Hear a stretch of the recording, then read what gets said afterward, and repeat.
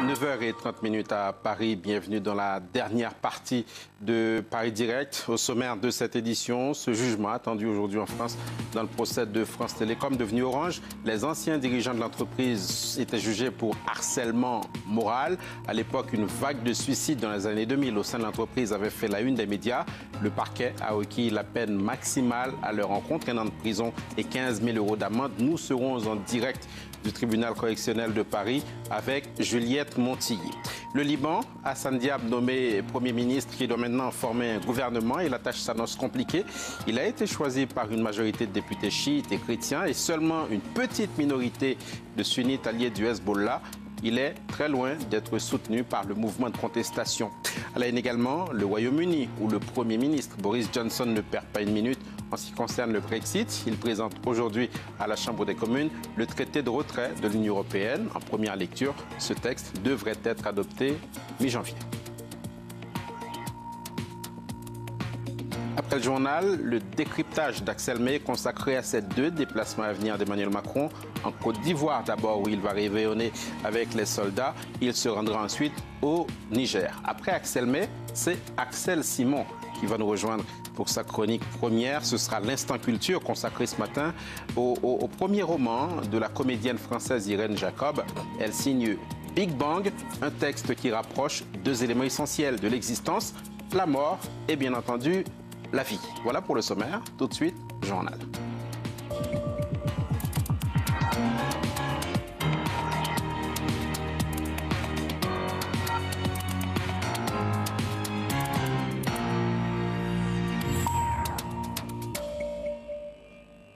Le tribunal correctionnel de Paris rend ce vendredi son jugement dans le procès d'anciens dirigeants de France Télécom. Il s'est tenu entre le 6 mai et le 11 juillet. Le tribunal doit dire si Didier Lombard et ses coprévenus se sont rendus coupables de harcèlement moral à la fin des années 2000. Période marquée, on s'en souvient, par plusieurs suicides et plusieurs tentatives de suicide de salariés, quand d'autres ont sombré dans la dépression. Nous sommes en ligne, en duplex, avec Juliette Montilly. Vous êtes au tribunal correctionnel. Lors des réquisitions, le parquet avait requis la peine maximale encourue pour ce type d'infraction. Juliette. Oui, c'est la peine maximale qu'avait requis le parquet cet été, la peine maximale prévue pour le harcèlement moral à l'encontre des 3 prévenus. Donc vous l'avez dit, Didier Lombard, PDG à l'époque, également Olivier Barberot à ses côtés sur le banc des accusés, ancien DRH, et puis Louis-Pierre Vénès, ancien directeur général.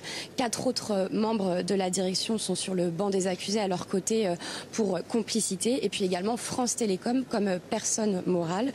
Donc les 3 prévenus encourent 15 000 € d'amende et 1 an d'emprisonnement chacun. La décision des juges est très attendue. D'ailleurs, il y a beaucoup de monde ici au tribunal venu assister à ce délibéré. Des proches, des amis, des collègues, mais également des soutiens syndicaux. On a pu voir plusieurs bannières déjà dehors à l'extérieur du tribunal aujourd'hui. Juliette, au-delà des individus, au-delà de la personne morale de France Télécom devenue Orange, ce sont des méthodes de gestion, de management par la terreur, comme l'a dénoncé la partie civile, qui sont aujourd'hui en question. Oui, et c'est ce qui en fait un procès inédit. Inédit déjà parce que c'est la première fois qu'une entreprise du CAC 40 est poursuivie pour harcèlement moral. Et puis inédit encore davantage, historique même pour reprendre les mots de la procureure, car c'est de harcèlement moral institutionnel qu'il est question ici, c'est-à-dire un harcèlement qui part du sommet pour se dégager dans l'ensemble de l'entreprise. Un harcèlement dans lequel il n'est pas question de relations interpersonnelles, de comportement individuel, mais bien d'une stratégie d'entreprise, d'une politique, d'une méthode qui aurait les conséquences que l'on connaît. Alors les prévenus, eux, nient le lien entre cette politique, ce management un petit peu agressif et les conséquences que l'on connaît, les drames humains que cela a causé. Mais il y a cette phrase embarrassante prononcée en 2006 par Didier Lombard, je ferai les départs d'une façon ou d'une autre, par la porte ou par la fenêtre. Alors cette phrase lui colle un petit peu à la peau. Dans quelques minutes, les juges devraient décider de si c'était une phrase qu'il disait au sens premier du terme, au sens propre ou figuré. Juliette Montilly, merci. En direct du tribunal correctionnel de Paris. Évidemment, Nous suivrons cette décision concernant France Télécom devenue Orange qui sera rendue dans quelques instants. Nous restons en France, 16e jour de grève contre cette réforme des retraites. Il est toujours difficile de se déplacer. Les réseaux de transport restent encore largement touchés par ces mobilisations contre la réforme. Une légère amélioration est à souligner cependant. Un TGV sur 2 circule, 4 TER sur 10. 6 lignes de métro restent cependant fermées à Paris. Édouard Philippe, le Premier ministre, a reçu hier pendant plus de 2 heures les principaux syndicats. Écoutez ce qu'il a dit de ces échanges. Nous sommes écoutés. Nous ne sommes pas toujours d'accord, c'est vrai, mais nous pouvons parler ensemble afin de chercher des compromis, et c'est heureux. Et côté syndicat, on est ressorti déçu de ces discussions à Matignon. Écoutez Laurent Berger, le secrétaire général de la CFDT. Est-ce qu'on veut ce système universel des retraites? Et je le redis, la CFDT le veut un système universel des retraites et veut le nourrir de mesures sociales, pénibilité, retraite progressive, prise en compte des transitions pour les enseignants, pour les infirmières, pour les aides-soignants, etc. Mais ils sont en train de le pourrir, ce système universel, en tout cas de cette réforme du système universel, avec une mesure purement paramétrique, budgétaire de court terme, qui, encore une fois, ne se justifie pas. Arrêtons d'être pris dans un piège assez techno et assez comptable qui voudrait dire que la première réforme à faire et le premier objectif, ce serait cet âge d'équilibre. Ça ne se justifie pas. Passons maintenant, comme promis, au décryptage qui est consacré à ce double déplacement en vue d'Emmanuel Macron. D'abord, la Côte d'Ivoire, visite officielle. Il va fêter Noël avec les soldats français déployés à l'étranger. Réveillon avant l'heure, on peut le dire. Il ne semble pas se dérober à une certaine tradition. Bonjour Axel May. Bonjour.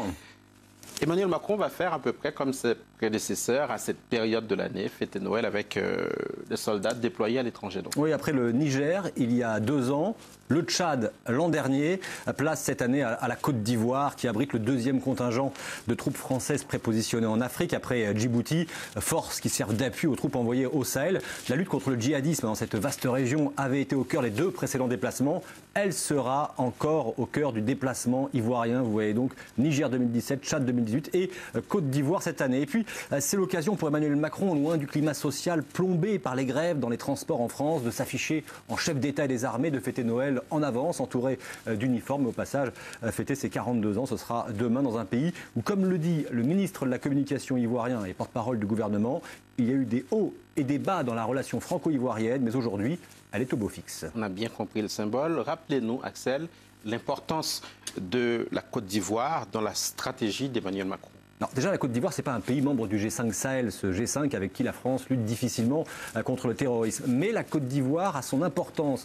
Comme le souligne l'Élysée, c'est un partenaire fondamental de la France en Afrique, car aujourd'hui, vous voyez, c'est écrit ici, l'équilibre de l'économie sahélienne et des mouvements de population en Afrique de l'Ouest repose très largement sur la stabilité politique et économique de ce pays. Un pays qui échappe jusqu'à présent au terrorisme, à une exception notable et très notable et sanglante. En mars 2016, un attentat avait fait 19 morts dans une station balnéaire et très rapidement, Paris et Abidjan avaient indiqué vouloir renforcer leur coopération militaire pour faire face au terrorisme. La Côte d'Ivoire a fait un peu office de verrou pour éviter la propagation du djihadisme. Elle a une longue frontière avec 2 pays qui sont frappés par le terrorisme, plus de 1000 km de frontières, vous le voyez sur cette carte, avec le Mali et le Burkina Faso. Les relations entre la France et la Côte d'Ivoire sont au beau fixe et l'économie, Axel, joue un rôle à part dans ces relations. Il y a 2 ans, Emmanuel Macron s'était rendu à Abidjan, c'était lors du sommet, vous vous en souvenez peut-être, Union européenne, Union africaine, et il avait posé la première pierre du métro de la plus grande ville du pays avec Alassane Ouattara à Abidjan. Emmanuel Macron finaliseront aujourd'hui ou demain le financement de ce gigantesque chantier de métro estimé à 1,5 milliard d'euros est censé débuter l'an prochain.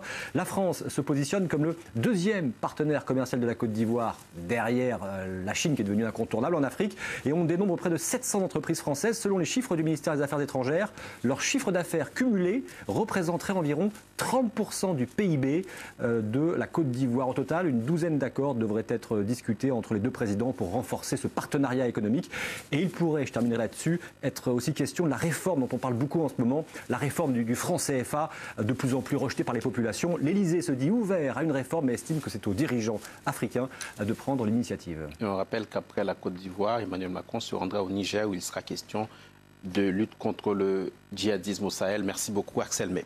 Passons maintenant au Liban, où les consultations pour former un nouveau gouvernement vont débuter demain. Hier, tout juste après sa nomination, Hassan Diab, le nouveau Premier ministre, s'est déclaré indépendant. Cet enseignant, ancien ministre de l'Éducation, a assuré aux manifestants, je cite, que leur soulèvement avait porté ses fruits en remettant la vie politique du pays sur la bonne voie.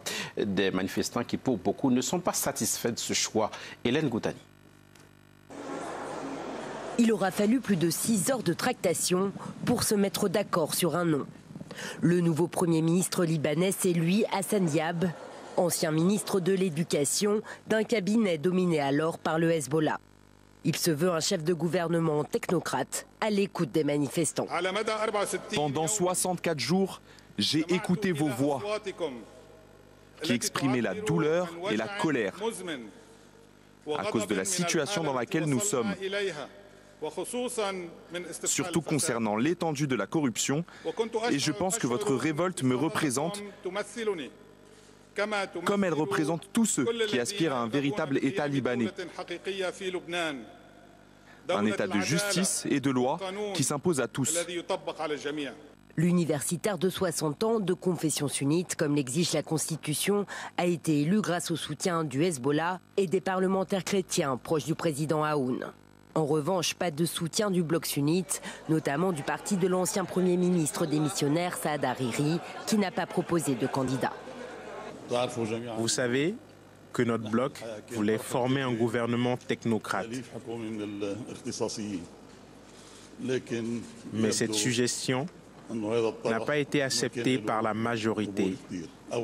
Donc nous avons informé le président que notre bloc ne nommerait personne au poste de Premier ministre.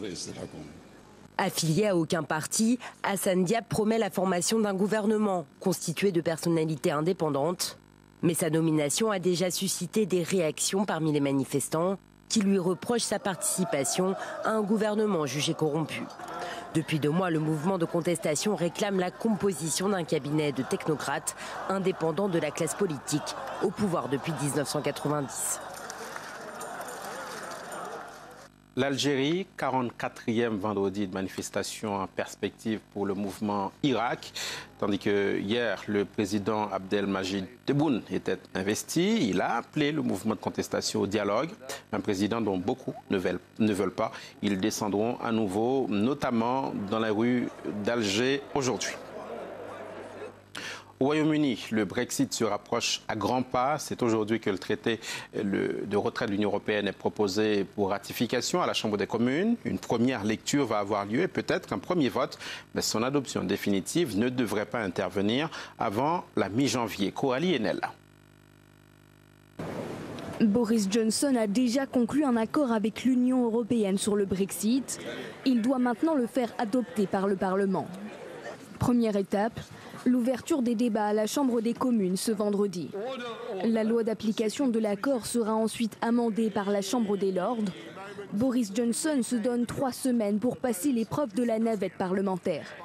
Fort d'une large majorité depuis les élections du 12 décembre, il devrait parvenir à ses fins sans encombre. Déjà reporté 3 fois, le divorce est fixé au 31 janvier. À partir de cette date, s'enclenchera une transition de 11 mois, une deuxième étape à franchir avant l'application effective du Brexit. Durant cette période, le Royaume-Uni restera dans l'union douanière et le marché unique. Pour Boris Johnson, ce sera surtout une course contre la montre. Il devra conclure un accord commercial avec l'UE dans un délai record, un pari très difficile à tenir selon de nombreux analystes. La période pendant laquelle le Royaume-Uni pourra trouver un accord avec l'Union européenne est très courte, comparée aux autres accords trouvés avec l'Union européenne dans le passé. En général, ils ont pris plusieurs années.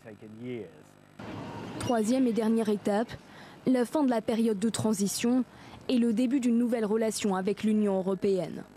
Pour l'instant fixée au 31 décembre 2020, cette date pourrait être reportée, mais Boris Johnson s'y oppose fermement. Si les négociations échouent d'ici là, le Royaume-Uni serait contraint de quitter l'Union européenne sans accord commercial. En Inde, la mobilisation contre la loi sur la citoyenneté, loi jugée discriminatoire envers les musulmans, ne faiblit pas, et ce malgré les interdictions et la répression. 2 personnes ont été tuées hier à Mangalore, dans le sud, 8 depuis le début des manifestations il y a une semaine. Des centaines de personnes ont été arrêtées à travers tout le pays. Regardez le reportage de Nicolas Bertrand. Les autorités ont interdit tout rassemblement, mais les manifestants sont venus tout de même.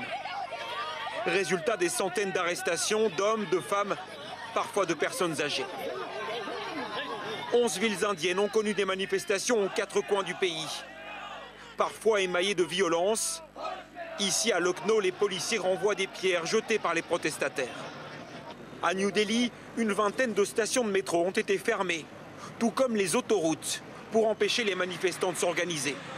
Les réseaux de téléphones portables ont aussi été coupés dans certains quartiers. Après 2 semaines de contestation, le gouvernement a décidé de durcir le ton.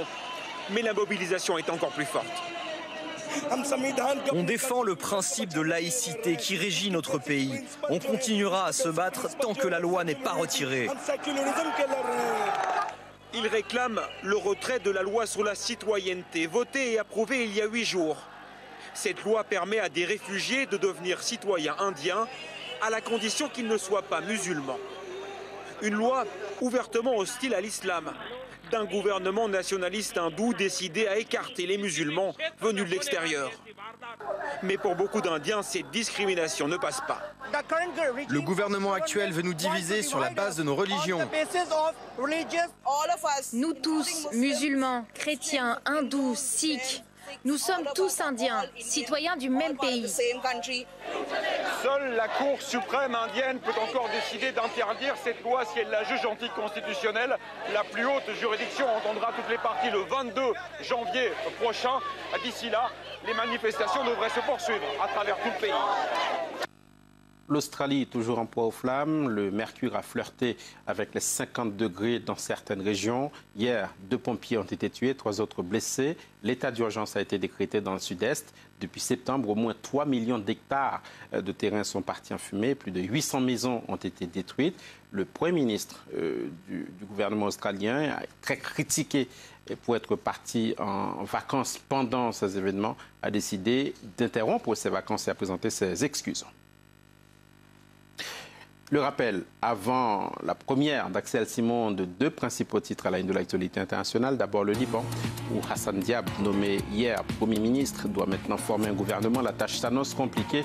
Il a été choisi par une majorité de députés chiites et chrétiens et seulement une petite minorité de sunnites alliés du Hezbollah. Et puis il est très loin d'être soutenu par le mouvement de contestation.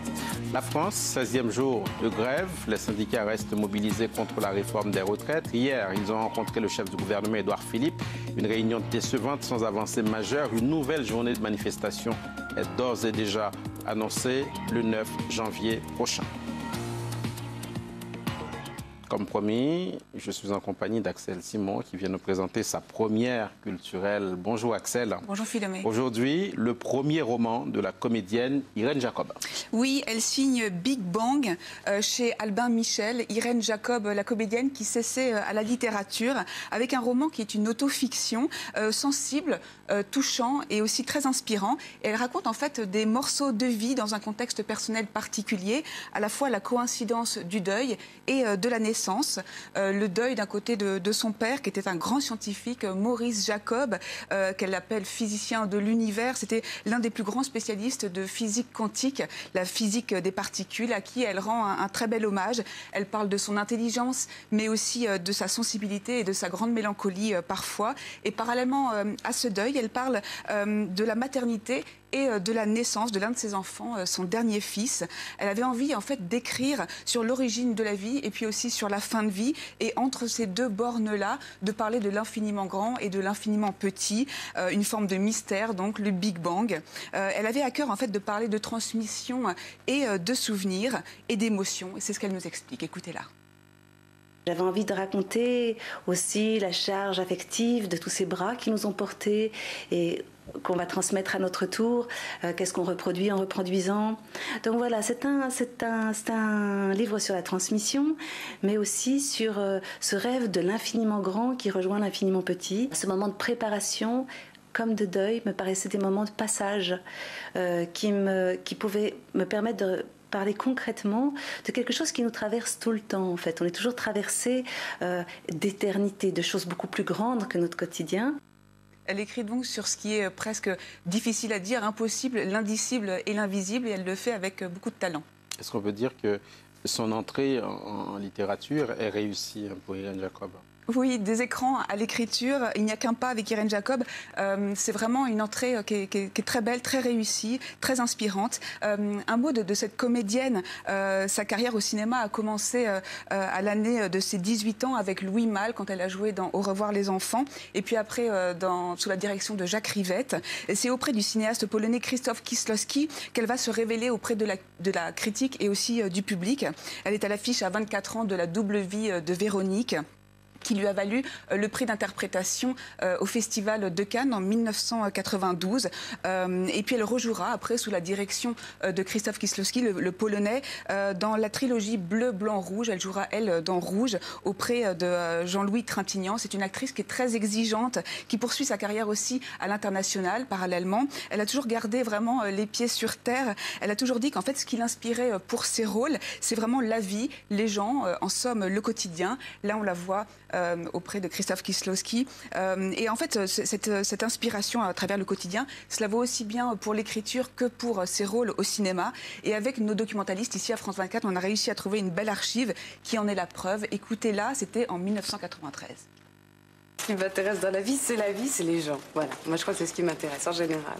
Que ce soit à travers les histoires ou juste dans la rue, ou à travers les nouvelles. Quand je ne travaille pas, je vais voir des films ou je lis des livres. Je sais ce que c'est que d'être lecteur ou spectateur ou observateur dans la vie et d'avoir vraiment un plaisir de recevoir quelque chose comme ça. Alors depuis cette archive, le temps a passé, même si on a l'impression que le temps ne passe pas sur Irène Jacob. Déjà à l'époque, ce même timbre de voix, cette même douceur et puis ce même sourire, selon les critiques de cinéma, c'est l'un des plus beaux sourires du cinéma français. Irène Jacob, auteur, c'est fait. L'actrice maintenant, où est-ce qu'on peut la voir aujourd'hui ? Alors aujourd'hui, on peut la voir notamment dans les séries The Affair, il y a quelques années, 1 an ou 2, et aussi The OA pour Original Angel, et aussi une très belle carrière au théâtre. Ces 2 dernières années, elle a joué beaucoup de pièces, parmi des dizaines et des dizaines. Elle est montée sur les planches notamment pour incarner des textes de Marguerite Duras, mais aussi de Jean Cocteau. Et là, les photos, on la retrouve dans une adaptation de Thomas Ostermeyer, l'allemand, d'un texte de Didier Eribon qui s'appelle Retour à Reims, qui se joue au Théâtre de la Ville à Paris. Et Didier Eribon, il décortique en fait les thèmes de la domination sociale. Donc c'est un texte qui est très fort et elle l'incarne vraiment drôlement bien. Donc en fait, Irène Jacob qui est toujours là où on ne l'attend pas finalement. Merci beaucoup Axel Simon d'être venu nous parler dans votre du premier roman de la comédienne Irène Jacob, Bing Bang. Merci beaucoup. Allez, une fois n'est pas coutume, un peu d'autopromotion ne peut pas faire de mal. Sachez que France 24 en espagnol passe de 6 à 12 heures de diffusion, et ce dès aujourd'hui à 18 heures, heure de Paris, midi, heure de Bogota, où est basée l'antenne. France 24 en espagnol, c'est 2 fois plus d'informations, 2 fois plus d'actualité, 2 fois plus d'ouverture au monde, avec une équipe diverse, diversifiée, jeune, multiculturelle, et une rédaction au cœur de l'Amérique latine.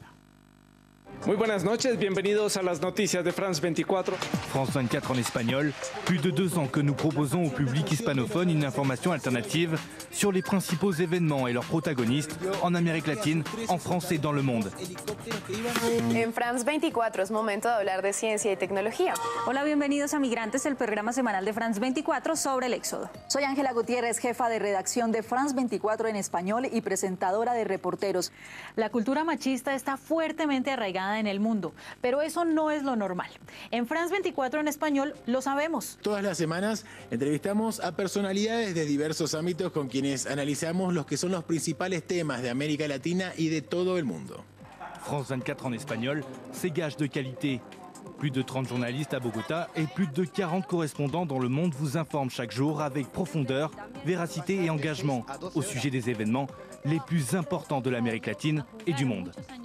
Soy Marina As, jefa de redacción de France 24 en español y jefa de los más de 40 corresponsales que tenemos en el mundo. Soy Alan Austria, periodista mexicano y presentador de noticias en France 24 en español. France 24 en espagnol, c'est la diversité. Bienvenidos, aquí inicia un nuevo capítulo de África 7 días. Une rédaction multiculturelle avec des journalistes de divers pays d'Amérique latine et du monde qui cohabitent jour après jour et combinent différents points de vue pour produire de l'information, de l'analyse et du contexte.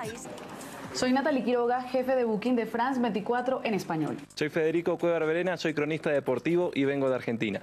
En France 24 hay espacio para una cultura que hace vibrar. Soy Andrés Suárez Jaramillo, jefe de edición, también cronista de historia de France 24 en espagnol. Pour vous offrir tout cela, l'activité ne s'arrête jamais. Journalistes et techniciens préparent les émissions et maintenant, grâce à vous, téléspectateurs, nous passons à 12 heures d'antenne par jour. Los seleccionados en América Latina se reunieron en la convención regional organizada aquí en Colombia. L'aventure France 24 en espagnol ne fait que commencer. On leur souhaite bon vent. C'est la fin de ces 4 heures de Paris Direct. Merci à vous de nous rester fidèles. Merci aux équipes de la rédaction, de la régie qui les ont préparées et réalisées. L'information internationale continue sur nos chaînes. Vous êtes accompagnés dans un instant de Judith Grimaldi qui prend le relais. Bonne journée.